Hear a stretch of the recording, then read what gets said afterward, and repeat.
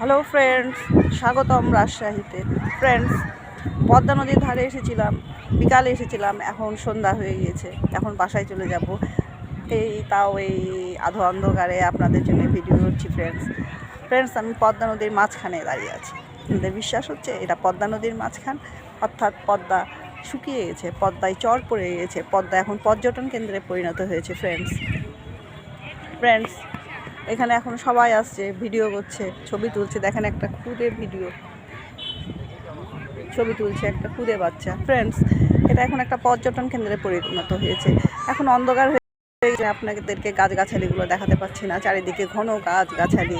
আর এটা একটা বিশাল খোলা মাঠ, এখানে বিভিন্ন ধরনের ছোটোখাটো খাবারের দোকান আছে।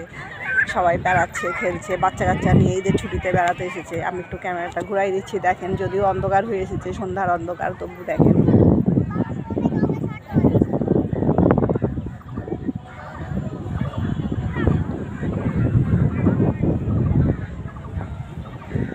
ফ্রেন্ডস, দেখছেন এদিকে প্রচুর গাছ। আর আমি একেবারে পদ্মা নদীর মাঝখানে দাঁড়িয়ে আপনাদের সঙ্গে কথা বলছি। অর্থাৎ এখানে এক সময় উত্তাল পদ্মা ছিল, পদ্মার ঢেউ ছিল, কিন্তু এখন এটা একটা মাঠ। ফ্রেন্ডস, আপনারা জানেন আমাদের রাজশাহীর পদ্মার কী দুর্দশা। এক সময়ের উত্তাল পদ্মা এখন চর। এখানে গাছগাছালি, এখানে পার্ক, এখানে খেলার মাঠ, এখানে ফসল লাগানো হচ্ছে। ফ্রেন্ডস, নদী শুকিয়ে গেলে একটা এলাকার উপরে যে প্রভাব পড়ে, সেই প্রভাবটা আমাদের রাজশাহীতে পড়েছে। পানির স্তর কমে গেছে, পানিতে আয়রন বেড়েছে। এই জন্য আমাদের জনস্বাস্থ্য হুমকির মধ্যে পড়েছে। আমরা অনেক সমস্যার মধ্যে থাকি। পেটের পীড়া, পানিতে আয়রন, শরীরে ক্ষতি হয়, পেটের পীড়া হয়, দাঁত নষ্ট হয়। তো ফ্রেন্ডস, এগুলো তো আমাদের সাধারণ মানুষের সমাধান করার বিষয় না, এগুলো রাষ্ট্র করবে। কিন্তু এটা নিয়ে অনেক আন্দোলন হওয়ার পরও রাষ্ট্র কোনো সমাধান করতে পারে নাই। আমাদের বিশাল পদ্মা শুকিয়ে কোথাও কোথাও ক্ষীণ হয়ে গেছে। এটা পদ্মার একটা পার্ট। এই পার্টটার নাম হলো নোঙর। পদ্মার আরও অনেকগুলো পাড় আছে, যেগুলো বাঁধ বলা হয়, টিবাদ, আইবাদ, আরও অনেক বাঁধ আছে। সেগুলো এক একটা পর্যটন কেন্দ্রে পরিণত হয়েছে। অর্থাৎ যেখানে পানি নাই সেখানে তারা একটা পার্ক হিসাবে সেগুলোকে ব্যবহার করা হচ্ছে। এটা মোটেও সুখকর নয়। ফ্রেন্ডস, যতই ভালো লাগুক, যত দৃষ্টিনন্দন পার্ক হোক না কেন, আমাদের পানির প্রয়োজন। আমাদের হলো পানির স্তর অত্যন্ত নিচে নেমে যাওয়ার কারণে যে সমস্যা হয়েছে, সমস্যা দূর করা প্রয়োজন। কিন্তু এগুলো করবে কে? এগুলো প্রশাসন করবে, কিন্তু প্রশাসন এটা কখনোই করতে পারে না, এবং আদৌ হবে কি না আমরা জানি না। আমাদের যে রাজশাহীর গৌরব ছিল পদ্মা নদী, সেই পদ্মা নদী এখন বিলুপ্ত হয়ে গেছে। কোথাও কোথাও ক্ষীণ ধারায় আছে পদ্মা নদী। তো ফ্রেন্ডস, আমি ক্যামেরাটা ঘুরাই আপনাদেরকে আরেকটু দেখাচ্ছি, আপনারা দেখেন। যদিও এখন অন্ধকার হয়ে এসেছে, মগরবের সময় হয়ে গেছে, এখন আমরা বাসায় ফিরে যাব।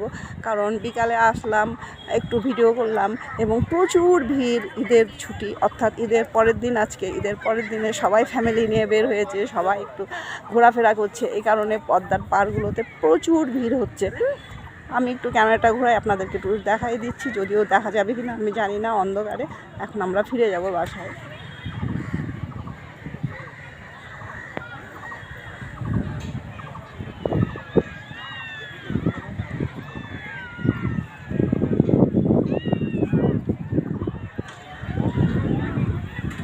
ফ্রেন্ডস, দূরে শেয়াল ডাকছে জঙ্গল থেকে।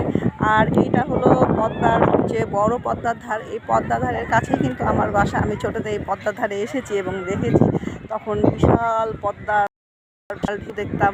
কিন্তু এখন আমি সেই পদ্মার বুকে দাঁড়িয়ে ভিডিও করছি, এটা তো কল্পনারও অতীত। ফ্রেন্ডস, তাই নয় কি?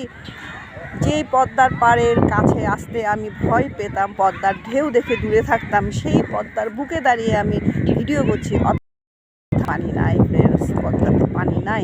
এই যেই পদ্মা আমাদের গর্ব ছিল, সেই উত্তাল ঢেউওয়ালা পদ্মা আর আমরা দেখতে পারবো না। আমাদের পরবর্তী যারা আসবে, আমাদের বংশধররা, তারাও দেখতে পারবে না।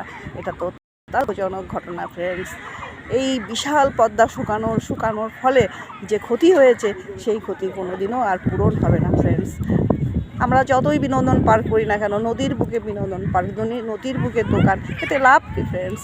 যদি না আমি পানির অভাব মেটাতে পারি। রাজশাহীতে অত্যন্ত পানির অভাব।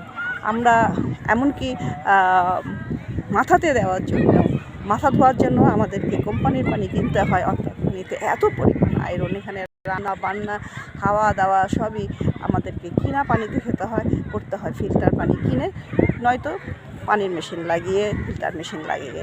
তো আর যারা নিম্নবিত্ত তাদের পক্ষে তো এটা কখনোই করা সম্ভব নয় ফ্রেন্ডস। এক সময়তে নদী ছাড়াও যে পুকুরগুলো ছিল, দিঘিগুলো ছিল, সেগুলোও কালক্রমে বন্ধ হয়ে গেছে, কারণ এখন সেগুলোতে বহুতল ভবন তৈরি হয়েছে। এগুলো এক ব্যবসা, এখন আর কেউ নদী পুকুর বা দিঘি রাখছে না, এটা বন্ধ করে দিয়ে বহুতল ভবন করছে, কারণ এতে একটা লাভজনক ব্যবসা হিসাবে এটা এখন পরিচিত হয়েছে। তো ফ্রেন্ডস, যদি নদী থাকতো পানির স্তর এত কমতো না, আমাদের দুর্দশা এত হতো না। আমি আপনাদেরকে দেখালাম আমাদের রাজশাহীর দুর্দশা, রাজশাহীর গর্ব যেটা ছিল, সেই পদ্মার পাড়ে দাঁড়িয়ে, পদ্মার বুকে দাঁড়িয়ে আপনাদেরকে আমি এই ভিডিওটা করে দেখালাম ফ্রেন্ডস।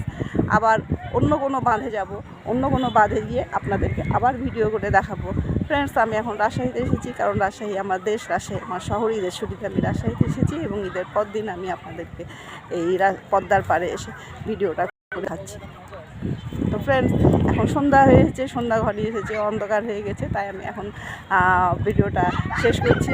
আবার অন্য কোথাও অন্য কোনো জায়গায় যেয়ে আপনাদেরকে ভিডিও করে দেখাবো ইনশাআল্লাহ। সবাই ভালো থাকবেন, ঈদ মোবারক, আল্লাহ হাফেজ।